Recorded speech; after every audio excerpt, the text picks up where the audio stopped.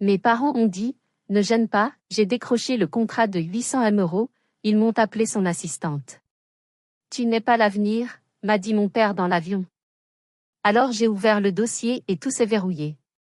Bonjour, je m'appelle Olympe. Mes parents ont dit, ne gêne pas, j'ai décroché le contrat de 800 millions d'euros. Ils m'ont appelé son assistante. Tu n'es pas l'avenir, m'a dit mon père dans l'avion, pendant un vol de 12 heures vers Singapour, alors que j'allais finaliser l'accord de ma vie. Un accord basé sur 2 ans de mon travail, de mes nuits blanches, de mes algorithmes. Alors, quand ils ont essayé de me remplacer, de falsifier ma signature et de tromper le client avec de fausses données, j'ai ouvert le dossier. Et tout s'est verrouillé. Ceci n'est pas une histoire de vengeance. C'est une histoire de survie éthique.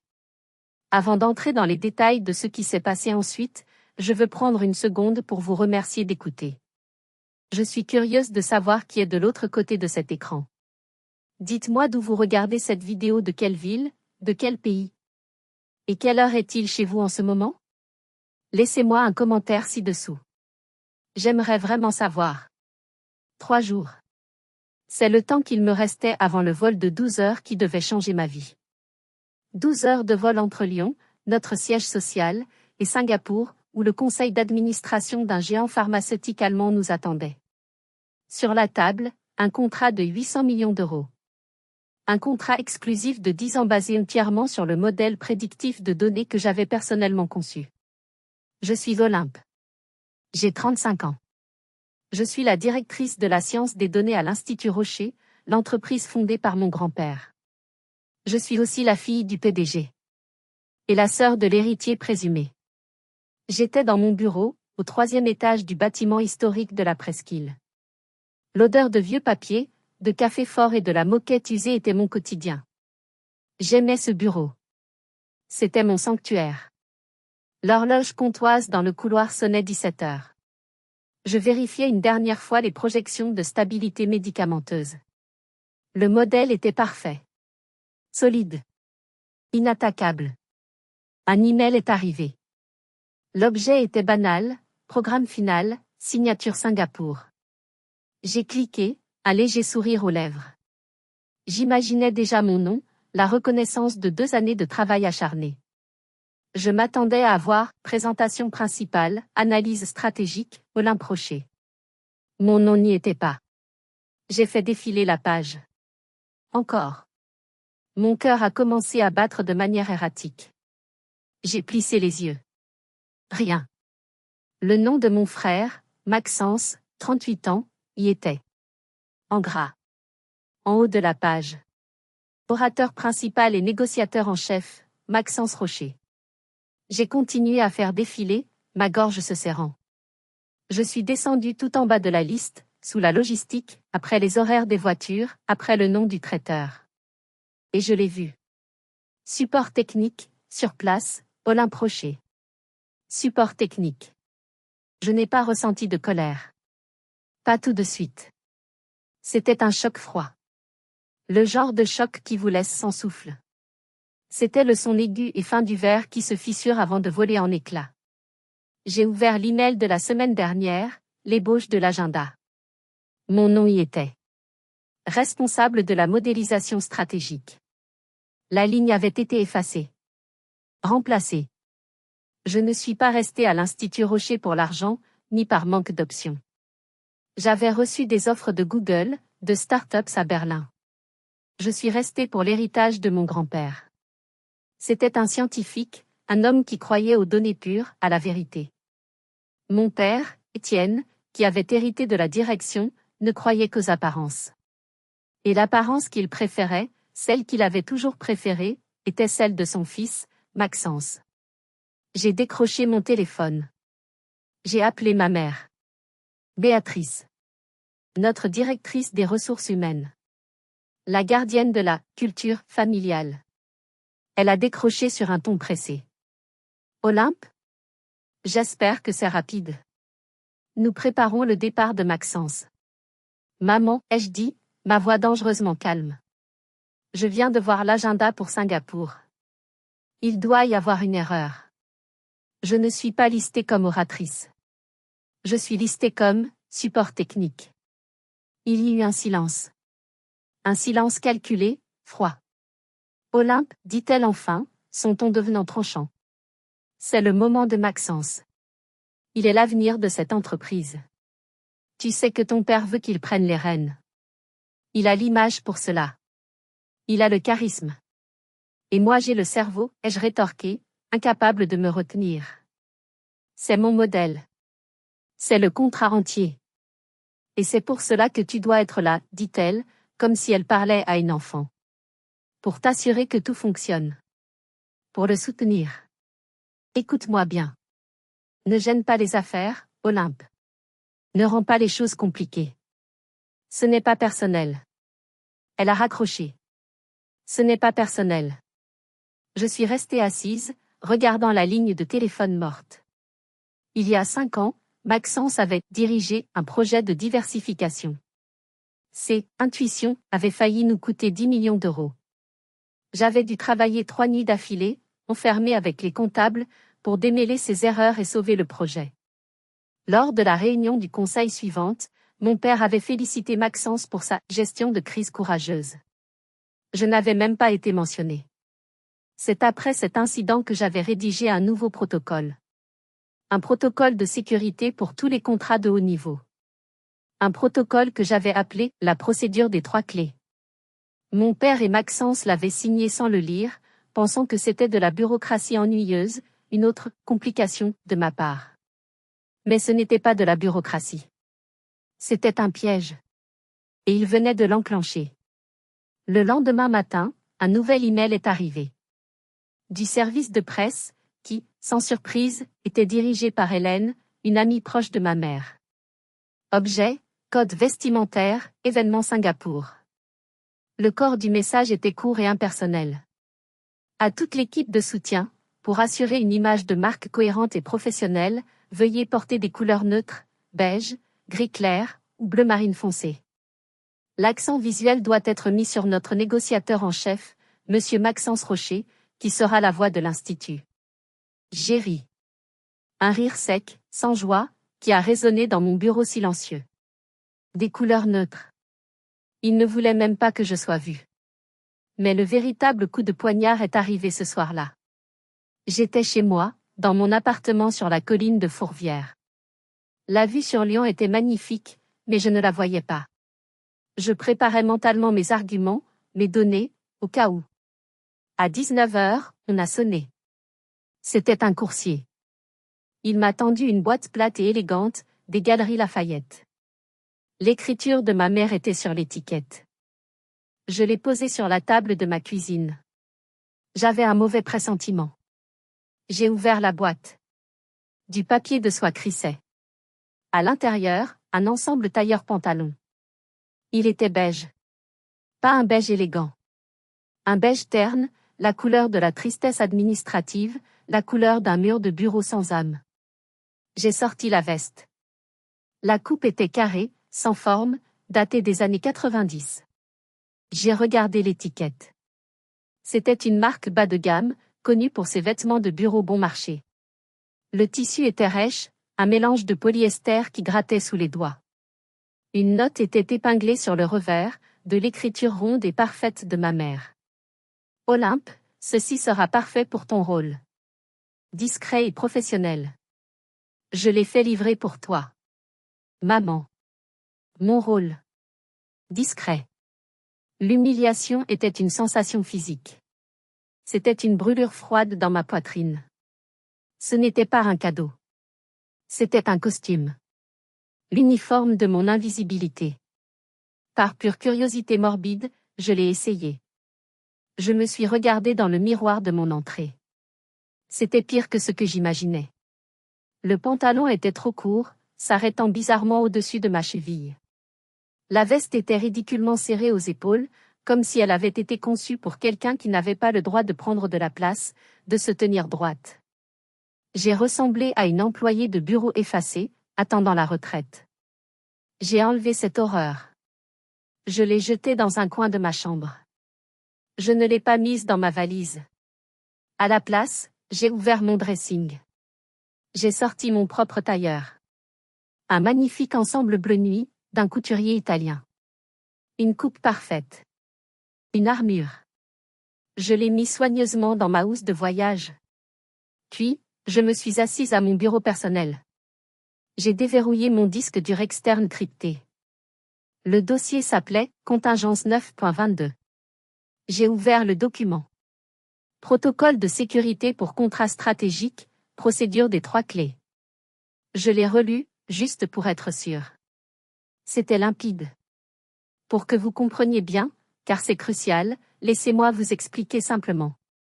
Après le fiasco de Maxence il y a 5 ans, j'ai convaincu le conseil d'administration, y compris les membres indépendants, qui se méfiaient désormais de Maxence, de mettre en place un nouveau système de verrouillage pour tout contrat dépassant 50 millions d'euros. Imaginez un coffre-fort de banque à l'ancienne. Le genre de coffre-fort qu'on voit dans les films. Il faut 3 clés, tournées dans le bon ordre, pour l'ouvrir. Clé 1, validation juridique. Le contrat est légal. Notre avocat général, Bernard. Clé 2, validation des données. Les données présentées au client sont exactes, complètes et vérifiées. C'était moi. Et seulement moi. Ma signature biométrique et un code unique étaient liés à ce protocole. Clé 3, validation exécutive. Le PDG signe. Mon père, Étienne.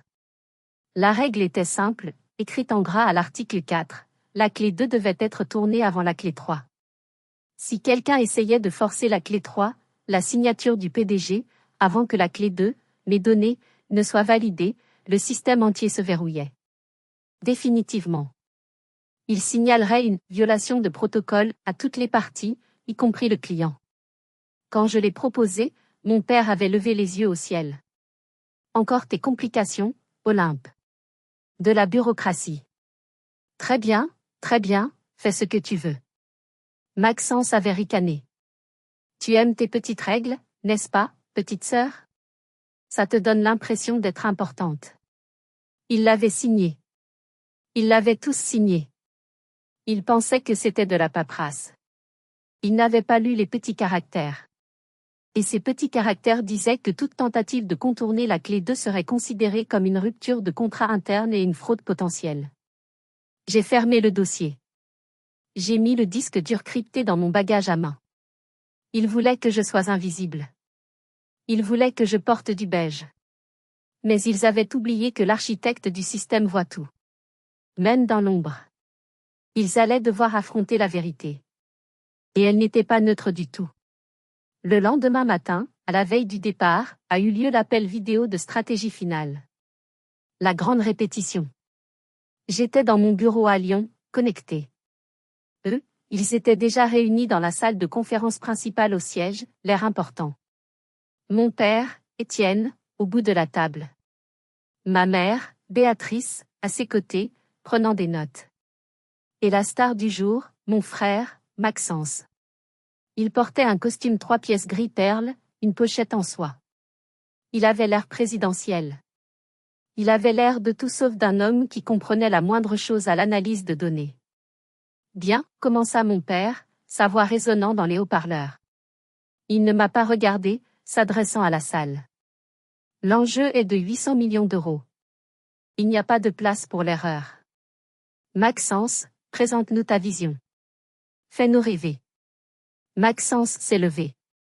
Il a souri. C'était son sourire de vendeur, celui qu'il utilisait pour charmer les clients et pour masquer son incompétence. Merci, père. Bonjour à tous. Il m'a jeté un regard rapide. Olympe, tu es prête au support technique? Bien. Il a commencé sa présentation.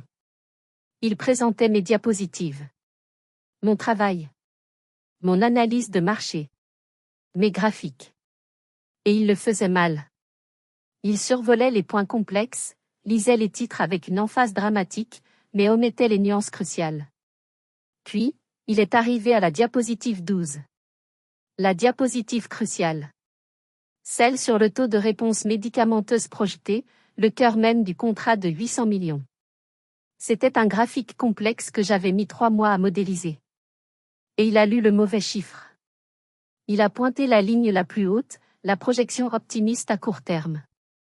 Et comme vous le voyez, nous garantissons un taux de réponse de 45% dès la première année. J'ai failli m'étouffer.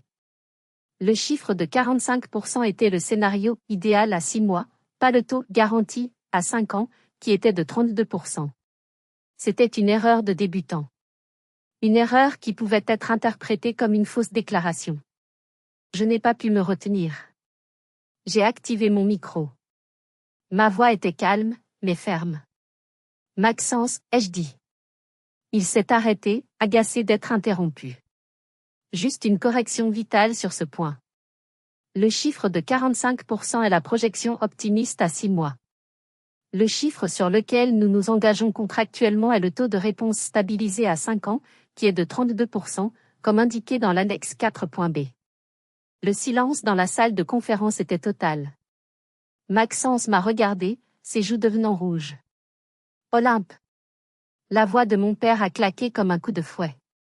Il me foudroyait du regard à travers la caméra. Ce n'est absolument pas le moment de jouer les professeurs. Nous sommes en train de vendre un rêve, pas un manuel de mathématiques. Père, ce n'est pas des maths, ai-je insisté, c'est la vérité. C'est le contrat. Si nous promettons 45 et livrons 32. Silence, a-t-il crié. Nous avons besoin de confiance, Olympe. Pas de précision. La précision ennuie les clients. La confiance, voilà ce qui signe les contrats. Maxence a l'étoffe d'un leader. Il a la vision. Ne l'interromps pas avec tes détails techniques. Est-ce que c'est clair? J'ai regardé l'écran. Mon père, le visage congestionné. Ma mère, qui regardait son bloc-notes, refusant de croiser mon regard. Et Maxence. Maxence me regardait avec un sourire condescendant. Un petit sourire en coin qui disait « J'ai gagné ». Ne t'inquiète pas, petite sœur, a-t-elle dit d'un ton faussement apaisant. Je sais ce que je fais. C'est du marketing. Ils n'ont pas besoin de comprendre les calculs compliqués. Assure-toi juste que les diapositives s'affichent correctement à Singapour quand je t'appellerai. Quand il m'appellerait. J'ai coupé mon micro. Le sang battait à mes tempes. J'ai regardé ma propre présentation, mon chef-d'œuvre de 2 ans, être déformé, simplifié, transformé en un mensonge marketing. La précision ennuie les clients. Cette phrase résonnait dans ma tête. Mon grand-père avait bâti cet institut sur un seul principe, la précision est la seule éthique. Je me suis déconnecté de l'appel sans un mot. Il ne voulait pas de ma précision. Il voulait juste mon nom en bas de la page, comme une garantie technique, pendant que Maxence prenait la lumière. J'ai regardé l'horloge. 11 heures. Mon vol était le lendemain matin. Mais la véritable horreur, la véritable trahison, n'était pas encore arrivée. Elle est arrivée cette nuit-là. Par un appel accidentel qui n'avait rien d'un accident. Il était près de minuit. J'étais encore au bureau. Je n'arrivais pas à rentrer chez moi. J'étais assise dans le silence, la tour de mon ordinateur ronronnant doucement. L'odeur de café froid flottait dans l'air. J'étais en train de relire le contrat, encore et encore, cherchant une clause, une issue. Soudain, la vieille ligne téléphonique interne sur mon bureau a sonné. La ligne rouge. Une relique des années 80 que personne n'utilisait jamais, sauf pour les conférences internes à plusieurs postes. Mon cœur a fait un bond. Qui pouvait appeler à cette heure? J'ai décroché. Olympe Rocher. D'abord, un grésillement. Puis, j'ai entendu des voix. Des voix étouffées, mais familières. Tu es sûr que tes données optimistes passeront? C'était Maxence. Sa voix était basse, conspiratrice. J'ai glacé. Ces données? Puis la voix de mon père. Lasse, agacé. C'est plus simple, Maxence. C'est ce que le client veut entendre. C'est ce qui est sur les diapositives. Les données d'Olympe sont trop compliquées, trop prudentes. Il y a trop de marge d'erreur, de scénarios pessimistes. Nous avons besoin de ce contrat. Nous avons besoin de cette victoire. Une fois le contrat signé, qui s'en souciera? J'ai arrêté de respirer. Mon sang s'est transformé en glace.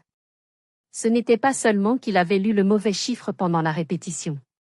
C'était pire. Ils allaient présenter de fausses données. J'ai compris. Maxence n'avait pas mal lu mes diapositives. Il avait créé ses propres diapositives. Il avait pris mon modèle et simplifié les résultats, enlevé les avertissements, gonflé les projections pour que cela paraisse plus optimiste. Et mon père le couvrait. Ce n'était plus de l'injustice familiale. Ce n'était plus de l'ego. C'était une fraude. Une fraude délibérée de 800 millions d'euros. Ils allaient mentir aux clients, aux actionnaires, et détruire la réputation de l'institut que mon grand-père avait bâti sur l'intégrité absolue. Mon doigt a tremblé, mais j'ai trouvé le bouton sur le vieux téléphone. Enregistré. Et Olympe, a demandé Maxence, sa voix pleine de doute. Elle ne va pas faire de scandale à Singapour? Elle a failli tout gâcher aujourd'hui. Elle restera à sa place, a dit mon père.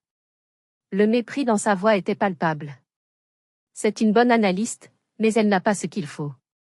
Elle n'a pas de cran. Elle est loyale. Elle ne fera pas de vagues pour ne pas blesser sa famille. Fais-lui un peu de charme, dis-lui que tu as besoin d'elle. Elle rentrera dans le rang. J'ai enregistré 30 secondes de cet échange. C'était tout ce dont j'avais besoin. J'ai raccroché doucement. Je suis restée assise dans le noir pendant une minute entière. Elle n'a pas de cran. Ce n'était plus une affaire d'être vue. Ce n'était plus une question de qui était sur scène. C'était une question d'éthique. Ils allaient détruire l'entreprise. Je me suis connectée au serveur. J'ai sauvegardé le fichier audio dans un dossier crypté. Violation éthique niveau 10.mp3. Puis j'ai envoyé un message crypté à Mathis, le seul avocat du service juridique en qui j'avais confiance, un homme qui vénérait aussi mon grand-père. Mathis. C'est arrivé. Niveau 10. J'ai la preuve. Prépare-toi. La réponse est venue 3 minutes plus tard. Je suis prêt. Fais ce que tu as à faire, Olympe. Et c'est là que je veux vous poser une question. Vraiment. Que feriez-vous à ma place? Vous venez de découvrir que votre famille ne se contente pas de vous voler votre travail, mais qu'elle s'apprête à commettre une fraude massive qui pourrait détruire l'entreprise que vous aimez et que votre grand-père a bâtie. Allez-vous les confronter directement dans le bureau, au risque qu'ils nient tout? Restez-vous silencieux pour protéger le nom de la famille? Ou faites-vous ce qui est juste, même si cela signifie tout faire exploser? Laissez-moi savoir ce que vous auriez fait dans les commentaires ci-dessous.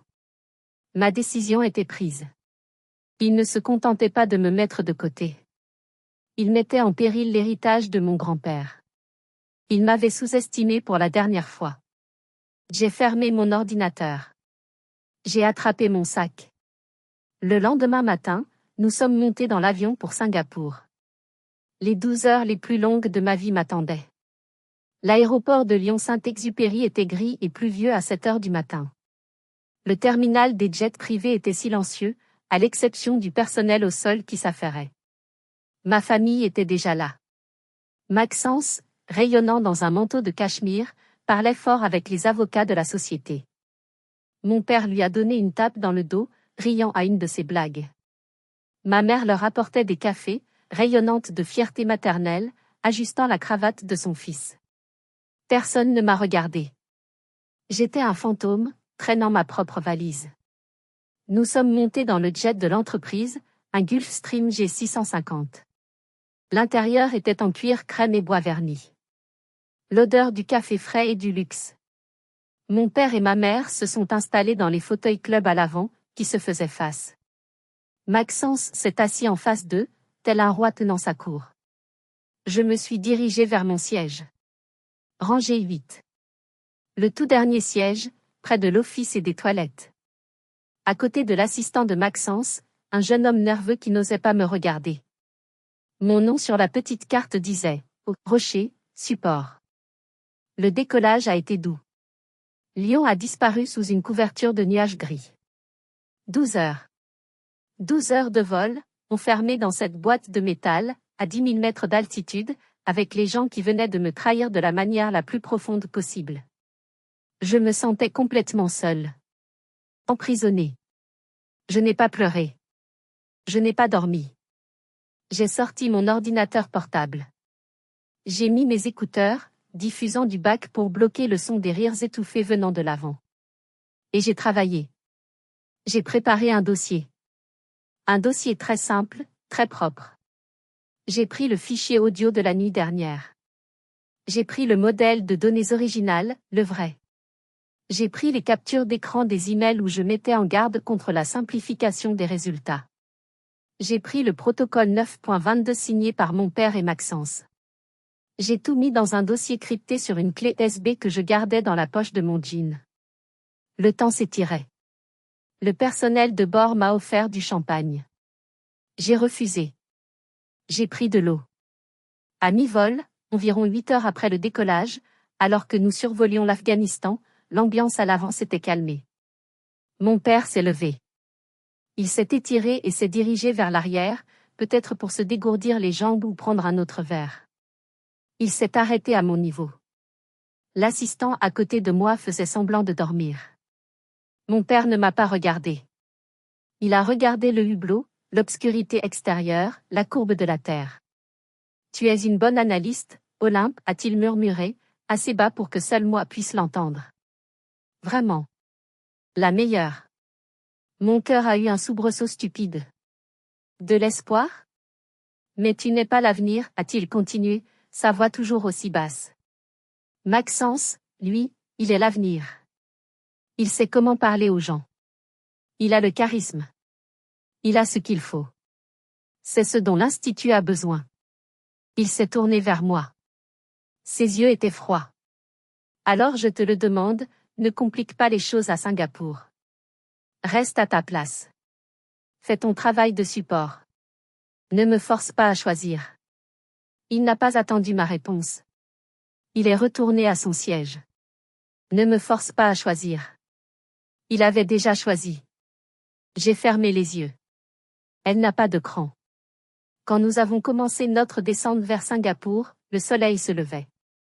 Les lumières de la ville scintillaient comme un tapis de diamants sous la brume matinale. Nos téléphones ont retrouvé le réseau. Le mien a vibré, une série de bips stridents. Un message de ma mère, j'ai vu que tu n'as pas parlé à ton frère pendant le vol. S'il te plaît, Olympe. Ton père est sous pression. Soutiens ton frère. Fais-le pour la famille. Une seconde plus tard, un autre message. De mon père. En majuscule. Nous allons bientôt en réunion avec les Allemands. Ne gêne pas les affaires. Un frisson m'a parcouru. Il ne me demandait pas. Il m'ordonnait. Il me mettait en garde. Il pensait que c'était un avertissement. Pour moi, c'était une confirmation. Nous avons atterri à l'aéroport de Changi. L'air était chaud et humide, une claque après l'air sec de l'avion. Nous sommes arrivés à l'hôtel Marina Bay Sands. Les chambres étaient immenses, avec des vues incroyables sur la baie. Je savais exactement ce que je devais faire. Je n'allais pas à cette signature pour applaudir. J'y allais pour empêcher une fraude. Singapour. Il était 8 heures du matin. L'événement de signature devait avoir lieu à 10 heures dans la grande salle de bal de l'hôtel. J'étais dans ma suite, la numéro 3412. Je n'avais pas dormi de la nuit, malgré le vol épuisant. L'adrénaline et la colère me tenaient éveillée. J'ai pris une douche longue et brûlante, essayant de laver la fatigue et le dégoût. J'ai regardé le tailleur beige, que ma mère avait insisté pour que j'emporte, jeté sur une chaise. Je l'ai ignoré. J'ai sorti mon armure. Mon tailleur bleu nuit. Je l'ai enfilé. J'ai mis des talons. Je me suis maquillée avec soin. Pas pour eux. Pour moi. J'ai vérifié mon ordinateur. Le système des 3 clés était en attente. Clé 1, juridique, voyant vert. Notre avocat général, Bernard, avait validé le contrat cadre hier depuis Lyon. Clé 2, données, voyant rouge. En attente de ma validation biométrique. Clé 3, PDG, voyant gris. Verrouillé en attendant la clé 2. Tout était normal. Il ne pouvait rien signer sans moi. À 9 heures précises, on a frappé à ma porte. C'était une assistante de l'équipe événementielle, une jeune femme l'air nerveuse. Elle tenait une fine chemise en cuir. Mademoiselle Rocher? Bonjour. Voici les documents finaux pour la signature. Monsieur Maxence Rocher voulait que vous y jetiez un œil avant la cérémonie. Elle me l'a tendu avec des mains tremblantes. Mon cœur battait la chamade. Merci, Sophie. J'ai fermé la porte.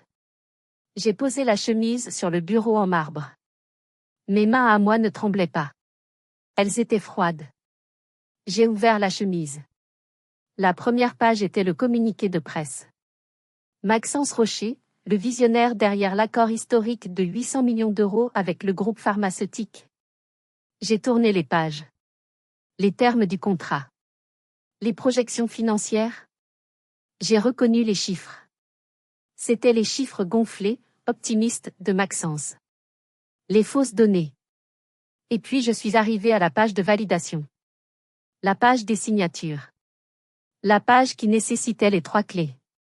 J'ai vu la signature de Bernard. Clé 1. Voyant vert. J'ai vu l'emplacement pour la signature de mon père. Clé 3. Encore vide. Et puis j'ai vu l'emplacement de la clé 2. Mon emplacement. L'emplacement de la validation des données. Et il y avait une signature. Ma signature. Ou plutôt, une imitation. Une copie. Il l'avait scannée.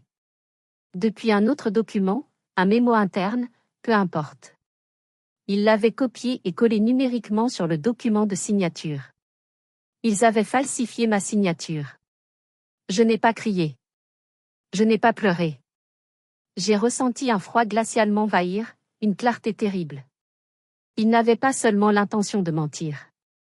Ils venaient de commettre un crime.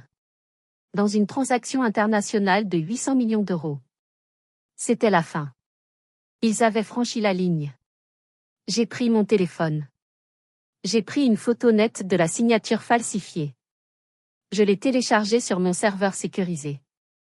Preuve falsification niveau 100.png. Puis, je me suis dirigé vers mon ordinateur portable. J'ai ouvert le portail administrateur du protocole 9.22. Le système était en alerte. Il clignotait en orange. Il détectait une anomalie.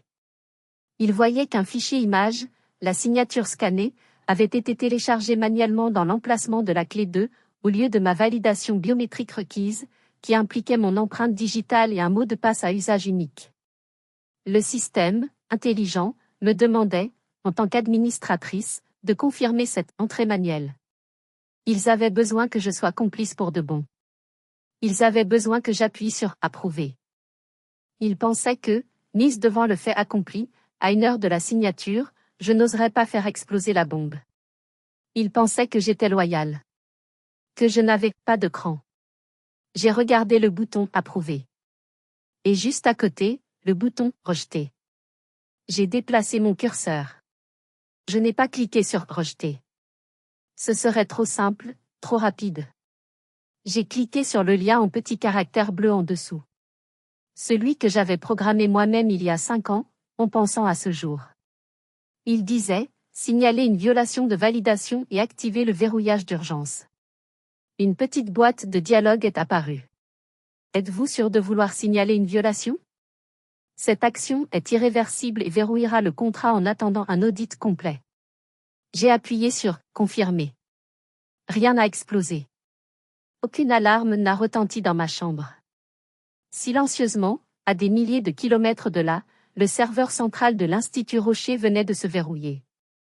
Le contrat était gelé. Et j'ai entendu l'annonceur dans le couloir, par la porte entr'ouverte, sa voix résonnant dans le hall de l'hôtel, appeler Maxence sur scène. J'ai lissé mon tailleur bleu nuit. J'ai pris la chemise en cuir contenant la preuve. Et je me suis dirigé vers la salle de bal. Je suis entré dans la grande salle de bal par la porte du fond. L'ambiance était électrique.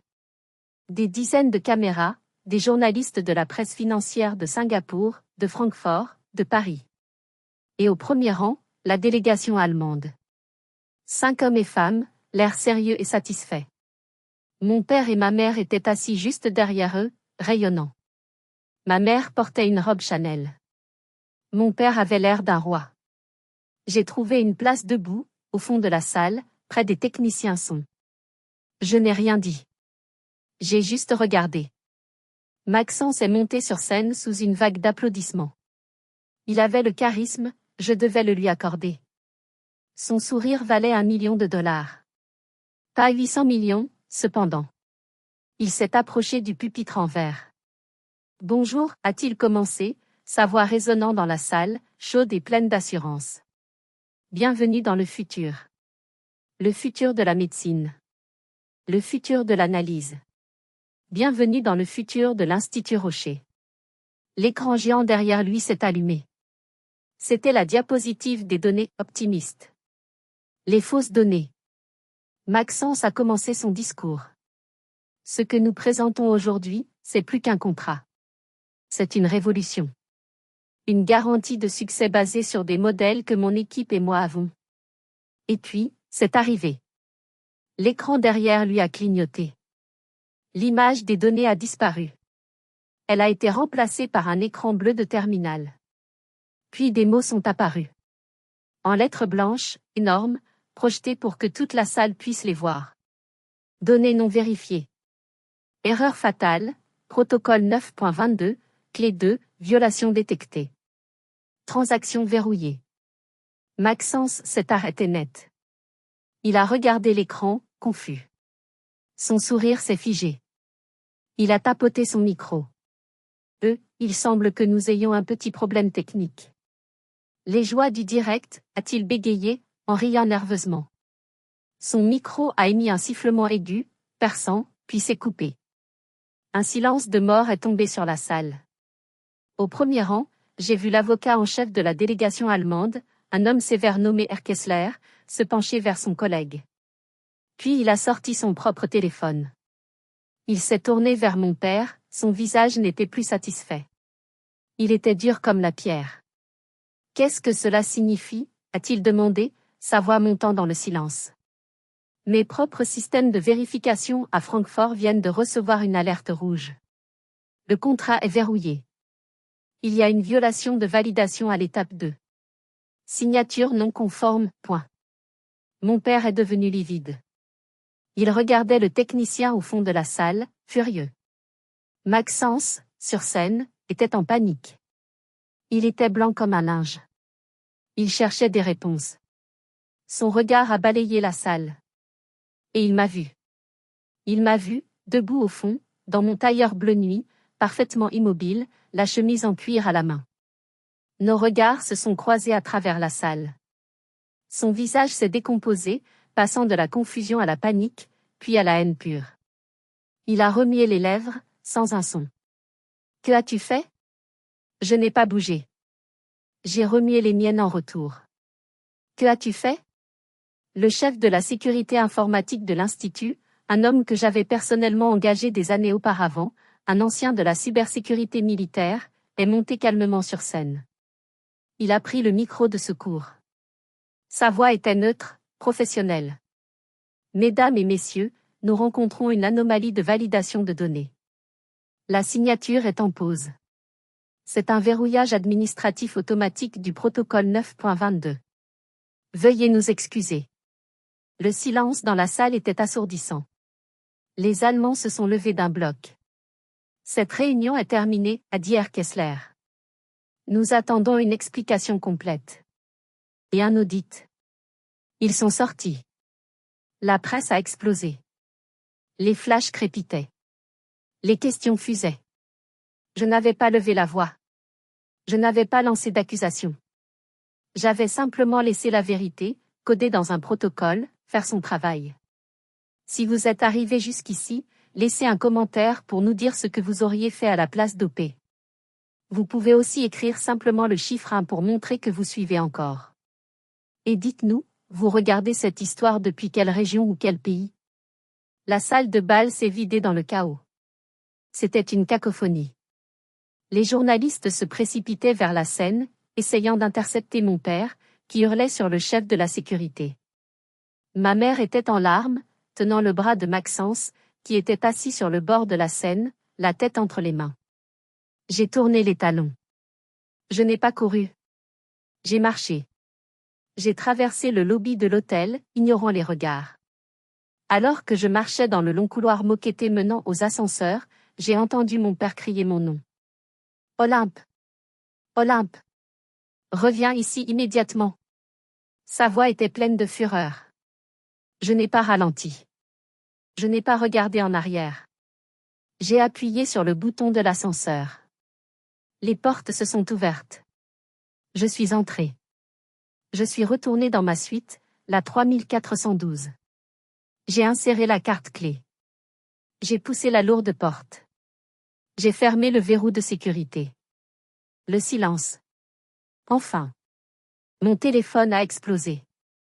Des appels de mon père, de ma mère, de Maxence. Des dizaines d'appels. Je les regardais vibrer sur la table en marbre. Je ne l'ai pas éteint. Je l'ai juste regardé. Puis, je l'ai mis en mode avion. Je me suis assise à mon bureau.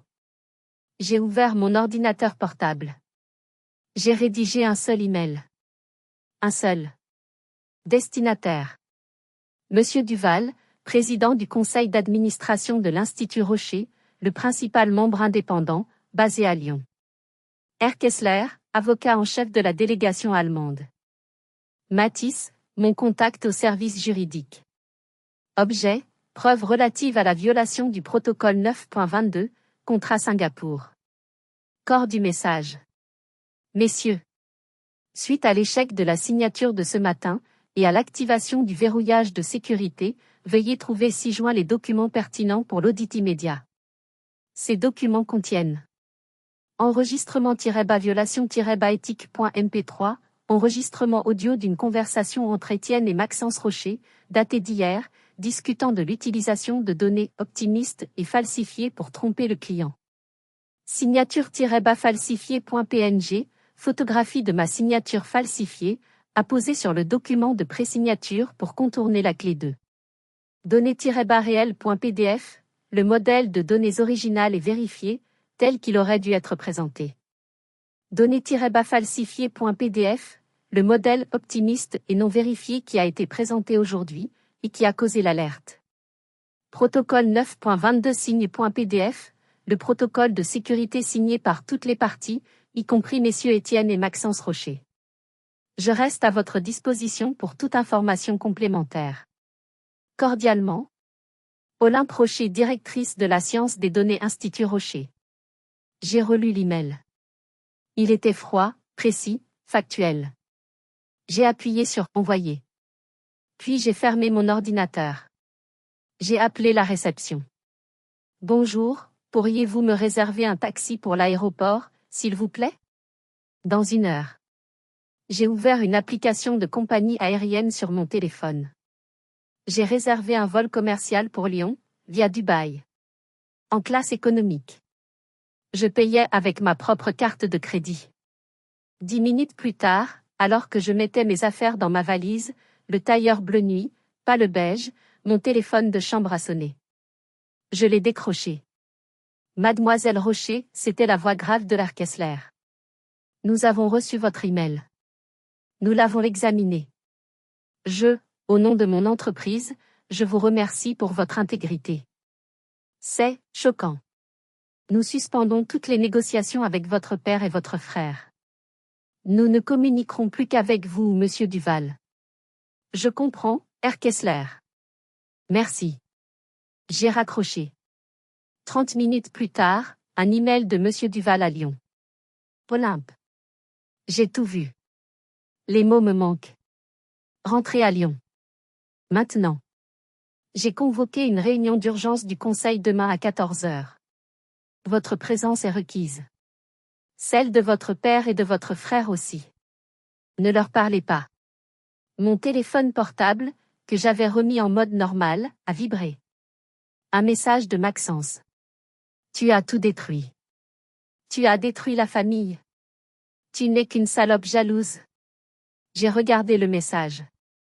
J'ai tapé une réponse. Non. J'ai sauvé l'entreprise. Vous étiez en train de la détruire. C'est toi qui as falsifié ma signature. J'ai bloqué son numéro. J'ai bloqué celui de mon père. Celui de ma mère. J'ai pris ma valise. J'ai quitté la suite 3412. J'ai pris le vol de 12 heures pour rentrer chez moi. J'étais partie en tant qu'assistante invisible. Je revenais en tant que témoin principal. La réunion du conseil d'administration à Lyon n'allait pas être une discussion. Ça allait être un jugement.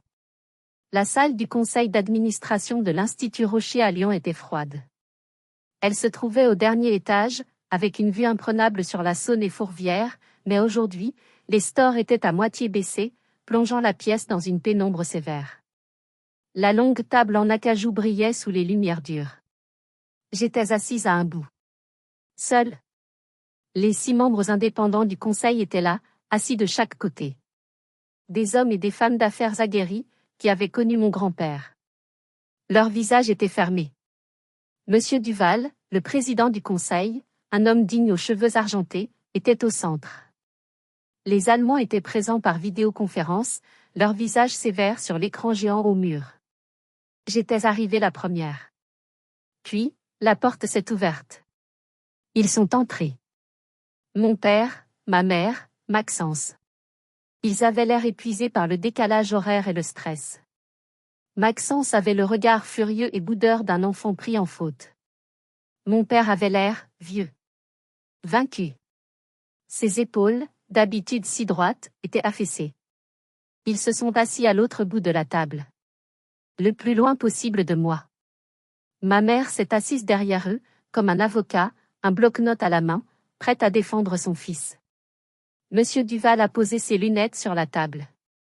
Nous sommes ici, a-t-il commencé, sa voix basse et grave résonnant dans le silence, à cause d'une violation éthique et légale catastrophique qui met en péril l'existence même de l'Institut Rocher. Il a fait un signe au technicien. Nous allons commencer par ceci. L'enregistrement audio a commencé. La voix de mon père. Une fois le contrat signé, qui s'en souciera? La voix de Maxence. Tu es sûr que tes données optimistes passeront? Mon père est devenu gris-cendre. Il a fermé les yeux. Ma mère a mis sa main devant sa bouche, ses yeux lançant des éclairs dans ma direction, comme si c'était ma faute. Puis, Monsieur Duval a projeté l'image de la signature falsifiée sur l'écran. Maxence, Étienne, a dit Duval. L'un de vous veut-il expliquer cela? Le silence était assourdissant. Maxence a explosé. Il s'est levé d'un coup, frappant la table. C'est elle. C'est Olympe. C'est un sabotage. Elle a tout manigancé. Elle était jalouse parce que j'avais le rôle principal. Elle a tout fait pour nous couler. Monsieur Duval l'a regardé, sans ciller. Asseyez-vous, Maxence. C'est inutile. Nous avons également votre historique de connexion, fourni par le chef de la sécurité, montrant que vous avez téléchargé le fichier de signature de votre sœur la veille du départ. Nous avons les logs montrant que vous avez accédé au modèle de données et l'avez simplifié, comme vous dites. Nous avons tout. Maxence est retombé sur sa chaise, le souffle coupé. Le conseil a voté ce matin, à l'unanimité, a poursuivi Monsieur Duval. Étienne Rocher, compte tenu de vos années de service, mais aussi de votre complicité active dans cette fraude, nous acceptons votre retraite, avec effet immédiat. Mon père a baissé la tête. Il a hoché lentement la tête. Il n'a rien dit. Maxence Rocher, a continué Duval, sa voix devenant plus dure. Vous êtes licencié pour faute grave, violation de l'éthique commerciale, falsification de documents et mise en danger de l'entreprise. Veuillez vider votre bureau avant la fin de la journée. La sécurité vous escortera. Vous ne pouvez pas faire ça, a crié Maxence, se levant à nouveau. C'est l'entreprise de mon père. C'est mon entreprise. Ce n'est plus le cas, a dit Duval froidement. Ma mère s'est levée, a pris le bras de mon père, et ils sont sortis de la salle. Maxence les a suivis, en me lançant un regard de haine pure. Tu le paieras, Olympe. La porte s'est fermée. R. Kessler, à l'écran, a pris la parole. Mademoiselle Olympe Rocher. Au nom de mon groupe, je vous félicite pour votre courage. Nous sommes prêts à reprendre les négociations. Basées sur vos données originales. et uniquement avec vous à la tête des opérations. Je suis retourné à mon bureau après la réunion. L'étage était silencieux. La nouvelle s'était répandue. Les gens me regardaient depuis leur bureau, avec un mélange de peur et de respect. Sur mon clavier, quelqu'un avait déposé un simple post-it jaune. Merci d'avoir protégé l'héritage de Monsieur Rocher. Mon grand-père. Je n'ai jamais su qu'il avait écrit. Je pensais que c'était fini. Que la reconstruction pouvait commencer. Mais ce soir-là, chez moi, alors que je regardais la pluie tomber sur Lyon, j'ai reçu un dernier email. D'un cabinet d'avocats dont je n'avais jamais entendu parler. Il représentait la succession et le testament de mon grand-père. J'ai ouvert cet email avec une boule d'appréhension dans l'estomac. Qu'est-ce que c'était encore? Il contenait un seul document PDF scanné. Une lettre. L'en-tête était celui du notaire personnel de mon grand-père, Maître Arnaud. C'était une lettre. Écrite à la main. De mon grand-père. Elle était datée d'il y a 5 ans. Juste après le premier fiasco de Maxence, celui que j'avais dû réparer en silence, celui où mon père l'avait félicité pour sa gestion de crise. Mon grand-père était décédé l'année suivante. Je ne savais pas qu'il avait modifié son testament. La lettre était adressée à son notaire. Cher Maître Arnaud, commençait-elle. Sa belle écriture devenait un peu tremblante vers la fin. Je vous écris aujourd'hui avec le cœur lourd. J'ai construit l'Institut Rocher sur un principe, la vérité des données. C'est notre seul capital. J'aime mon fils, Étienne, mais il est aveuglé par sa fierté et son désir d'une succession dynastique. J'aime mon petit-fils, Maxence, mais il n'a ni l'éthique, ni l'intelligence, ni l'intégrité nécessaires pour diriger ce que j'ai bâti. Je sentais mes yeux s'embuer. J'ai dû m'arrêter de lire. J'ai continué. J'ai vu ce qui s'est passé cette semaine avec le projet de diversification. J'ai vu comment Olympe, silencieusement, a protégé cette entreprise, sans chercher la gloire, sans se plaindre, pendant que son frère récoltait les lauriers d'un désastre qu'il avait lui-même créé. Je crains pour l'avenir de mon œuvre. Par conséquent, je modifie aujourd'hui ma fiducie familiale. C'est ma directive finale. Si, à quelque moment que ce soit après ma mort, mon fils Étienne Rocher, ou son héritier désigné Maxence Rocher, commet un acte de violation éthique prouvé, ou compromet l'intégrité fondamentale de l'Institut, l'entièreté de mes droits de vote familiaux et la direction exécutive de l'entreprise reviendront, de manière permanente et irrévocable, à ma petite-fille, Olympe Rocher. J'ai dû relire la phrase 3 fois. Je sais qu'elle est la seule à avoir le cran et l'intégrité pour protéger mon héritage. Elle est la seule véritable Rocher. Faites en sorte que cela soit fait. Il avait toujours su. Il avait vu. Il avait vu ma force, pas ma faiblesse. Il savait que je n'avais pas de cran, mais que j'avais une patience stratégique. Et il m'avait laissé l'outil final. Ce n'était pas la procédure des 3 clés. C'était sa confiance. Le lendemain matin, une annonce a été faite à tout l'Institut. Le conseil d'administration, en accord avec la fiducie fondatrice Rocher, a le plaisir d'annoncer la nomination d'Olympe Rocher au poste de présidente directrice générale, avec effet immédiat. Le lundi suivant, je suis entré dans le bureau du PDG. Le grand bureau d'angle. Il sentait encore le cigare de mon père. J'ai ouvert les fenêtres. L'air frais de Lyon est entré. Je me suis assise au grand bureau en acajou. Il n'y avait rien dessus. Ils avaient tout pris. J'ai sorti le petit post-it jaune de ma poche. Merci d'avoir protégé l'héritage de Monsieur Rocher. Je l'ai collé au coin de mon nouvel écran. C'était la seule décoration dont j'avais besoin. J'ai repris contact avec les Allemands. Nous avons signé le contrat de 800 millions d'euros 2 semaines plus tard. Dans le respect total de la vérité. Je n'ai jamais reçu d'excuses de mon père, de ma mère ou de Maxence. Ils ont déménagé dans le sud de la France, à Cannes. Ils vivent de l'argent que mon grand-père leur a laissé personnellement. Mais l'entreprise, son âme, ils ne pouvaient plus la toucher. Parfois, le silence est la seule réponse.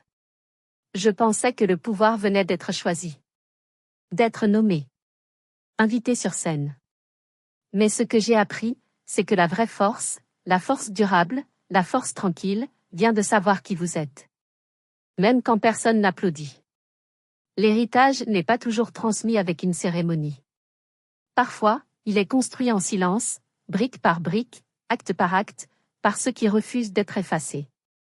Si vous avez déjà été assis dans une pièce où votre travail était célébré, mais sous le nom de quelqu'un d'autre, je vous vois. Si on vous a déjà dit de rester à votre place, de ne pas compliquer les choses, ou que vous n'aviez pas de cran, je vous comprends.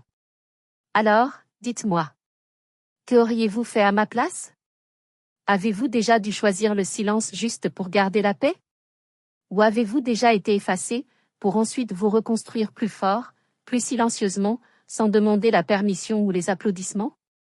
Si cette histoire a résonné en vous, si elle vous a touché, mettez une minute dans les commentaires.